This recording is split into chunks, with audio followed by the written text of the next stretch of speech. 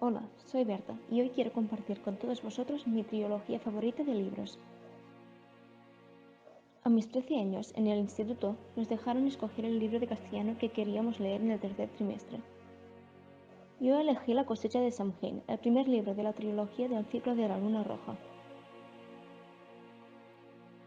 Sé muy bien que por el nombre seguramente no trae demasiado y tiene pinta de ser un palo. De hecho, durante los primeros capítulos del libro esto es lo que yo pensé. Para poneros en situación, a mí me encanta leer, pero solamente si son lecturas de mi estilo. Los libros que más me gustan son los que contienen aventuras, fantasía y o misterio. Esta trilogía contiene estos tres adjetivos. Luego quizá os preguntéis, ¿y por qué no te gustaron los primeros capítulos? Esta trilogía en gran parte tiene lugar en un mundo llamado Rocabarancolia, un mundo mágico con criaturas y monstruos en vez de humanos, donde fueron enviados 12 adolescentes a mano de Denis Turturro, un hombrecillo pequeño y gris con el argumento de que son especiales.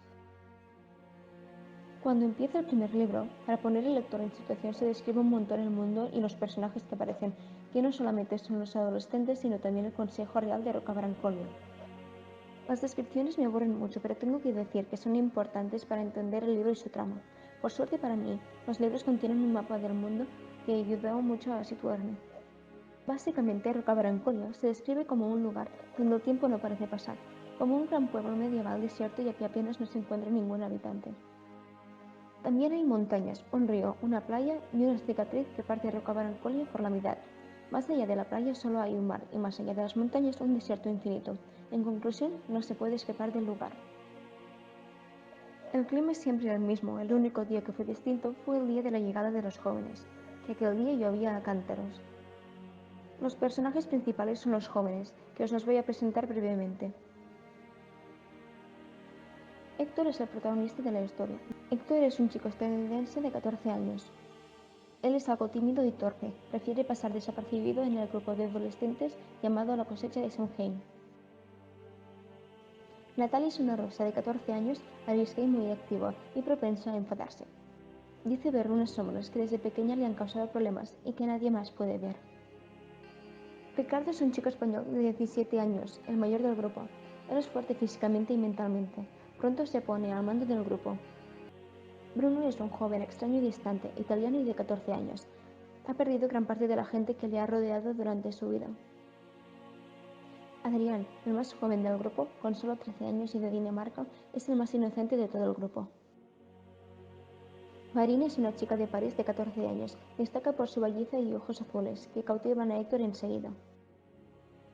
Alex y Maddie son unos gemelos de 15 años australianos que destacan por su pelirrojo cabello. Ambos son bellos y alegres, y uno es la mitad del otro. Lisbeth es una chica escocesa de 14 años que no es muy agraciada, pero es la más maternal de todos. Rachel, de 14 años y canadiense, es inmune a ciertos tipos de magia y le impide hablar la lengua del mundo mágico en un inicio. Luego logra aprenderlo. Darío es el único que no se une al grupo. Viene de la zona más pobre de Sao Paulo y decide que por él solo tiene más probabilidades de sobrevivir. Y por último, Marco es un chico alemán de 15 años, muy similar a Ricardo, y que junto a él se pone al mando. Marco, por mala suerte, no es quien parece. De hecho, al final nadie es lo que eran al principio del libro, ya que su estancia en Rocabarancolia y otro factor muy importante los transforma, más que físicamente, los hace madurar. Cuando estos jóvenes son traídos en este lugar, una mujer deformada y fea junto a otra de bella con aspecto fantasmal les da la bienvenida a Rocabarancolia. Ellas les explican dónde están y que los han traído allí porque son especiales y que son lo que ellas denominan la cosecha de Samhain de este año. Lo que tienen que hacer es sobrevivir durante un año sin la ayuda del Consejo Real, ya que no pueden intervenir. También les explican que llevan años en que ni un solo miembro de la cosecha quede vivo en menos de un mes. Lo que no les cuentan es que ellos son su última esperanza, pero por alguna razón este año tienen más esperanza que nunca en la cosecha. El grupo consigue sobrevivir un mes entero por el asombro del Consejo Real, pero luego la primera gran desgracia llega al grupo. Esto es un resumen del primer libro, La cosecha de Samhain. A partir de aquí ya es el segundo, Los hijos de las tinieblas. A partir de aquí, el grupo empieza a madurar y se dan cuenta que esto va en serio. Por su suerte, la desgracia del final del primer libro les abre las puertas a la magia y poco a poco alguno empieza a dominarla, como por ejemplo Bruno y Natalia. Al paso del segundo libro descubren muchas cosas nuevas, como por ejemplo que al acabarse el año que deben sobrevivir llegará la luna roja. Y aún saber que esto es importante, no saben muy bien por qué. Mientras tanto, en el Consejo Real también pasan cosas. Llevaban ya tiempo con problemas y ahora el Consejo está más dividido que nunca. Hay una conspiración llevándose a cabo, cosa que los miembros fieles del Consejo, obviamente, no saben. Del Consejo y de la conspiración hace falta destacar a Néstor Tull, el encargado de ir a buscar la cosecha de Samhain a la Tierra, y como demiurgo que es, tiene la habilidad de traer a la vida objetos inanimados. Dama Serena es la mujer fantasmal que recibió a la cosecha. Después de ser condenada a vivir por siempre, su mayor deseo es morir. Dama Desgarro es la otra mujer, llena de cicatrices, que quiere ser la nueva regente de Rocabarancolia. Ella se disputa el lugar con Ismael, un ángel negro que en la actualidad es el señor de los asesinos. Aunque aparentemente estén enfrentados, hay algo mayor que deben enfrentarse juntos. Urza, junto con su hermano Alex, fundó Rocabarancolia. Alex fue el primer regente y Urza fue el primer señor de los asesinos. Él es quien arma la conspiración. Urza no forma parte del Consejo Real. Hay muchos más miembros, pero estos me parecen los más necesarios a destacar. Los últimos capítulos del primer libro ya fueron los que me engancharon a leer la trilogía, pero tengo que admitir que todo lo que se descubre en el segundo libro hizo que solamente tardara una semana en conseguir el tercer libro, que yo me leí en 4 días. Cabe decir que fue durante vacaciones. Básicamente, hacia el final del segundo libro, Héctor descubre qué pasará cuando llegue la luna, y además ya empiezan a notar los efectos.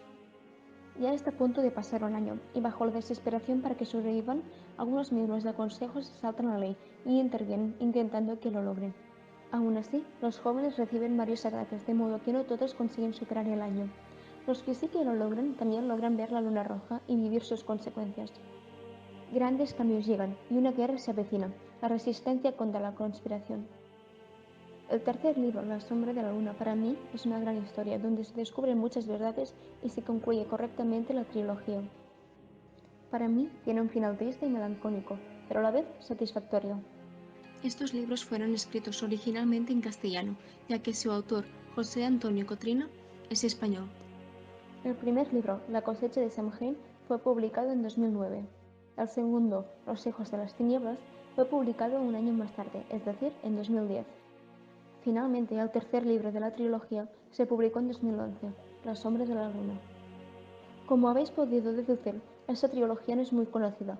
Aún así, actualmente se planeaba lanzarlo en inglés en Estados Unidos y Canadá en 2020, ya que había sido traducido al inglés. Personalmente, a mí los 3 libros me gustan mucho.